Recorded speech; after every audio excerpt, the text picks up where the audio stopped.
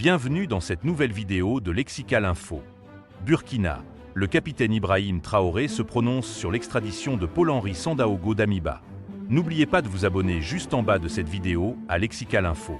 Le président du Faso, le capitaine Ibrahim Traoré, a donné des éléments d'information sur l'extradition de son prédécesseur, l'ex-lieutenant-colonel Paul-Henri Sandaogo Damiba, accusé de tentative de coup d'État, au cours d'un grand entretien diffusé dans la nuit du jeudi 2 avril 2026 sur la télévision nationale. Le chef de l'État burkinabé, le père de la Révolution progressiste populaire RPP, le capitaine Ibrahim Traoré, a accordé une grande interview à des journalistes de médias nationaux et internationaux sur la situation nationale et des préoccupations sur le plan international. Il a, en entrée de matière, souligné que l'extradition de Paul-Henri Sandaogo Damiba a été ramenée au Burkina Faso par les autorités togolaises, suite à une énième tentative de déstabilisation des institutions de la République. Depuis qu'on est là, les tentatives sont là. Mais nous n'avons pas cherché à l'extrader. Cette fois-ci, je pense qu'il y a eu des preuves accablantes qu'on a dû présenter parce qu'il y a eu plusieurs tentatives de sa part depuis son installation au Togo, a répondu le président Ibrahim Traoré à une question, faisant remarquer que son pouvoir, à travers les services habilités, a toujours mis en garde celui de Lomé sur les agissements de l'ancien chef de l'État, Paul-Henri Sandaogo Damiba. Selon le capitaine Ibrahim Traoré, après le départ de M. Damiba, son pouvoir n'a cherché aucunement à faire une chasse sorcière. Vous savez, on n'a jamais ouvert un dossier de corruption ou quoi contre lui parce que c'est un principe pour moi.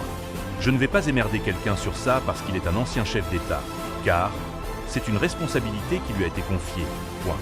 Donc, par respect pour cet esprit-là, que ce soit le président de Rockmark Christian Caboret ou Damiba lui-même, moi, je n'ai jamais emmerdé quelqu'un.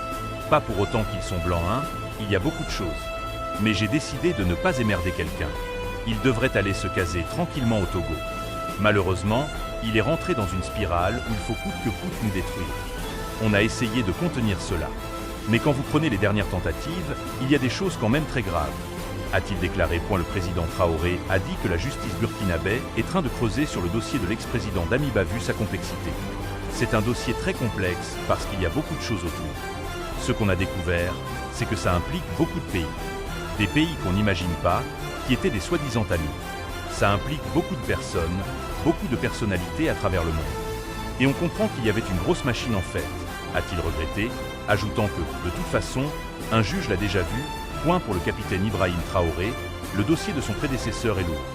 C'est du lourd, c'est très lourd.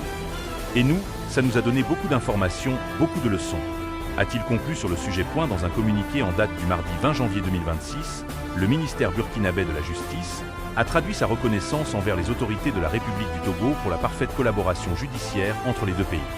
Le document indiquait que cette entente judiciaire entre les deux pays a permis l'extradition de l'ancien président de la transition burkinabé, le lieutenant-colonel Paul-Henri Sandaogo Damiba, radié des armées. L'extradition de l'ancien chef de l'État fait suite à la dénonciation faite le 5 janvier 2026 par le parquet près le tribunal de grande instance Ouagaï, faisant état de l'implication de l'ex-officier supérieur de l'armée dans l'accomplissement d'actes préparatoires d'une atteinte à la sûreté et à la sécurité de l'État, de détournement de deniers publics, d'incitation à la commission d'infraction, de blanchiment de capitaux.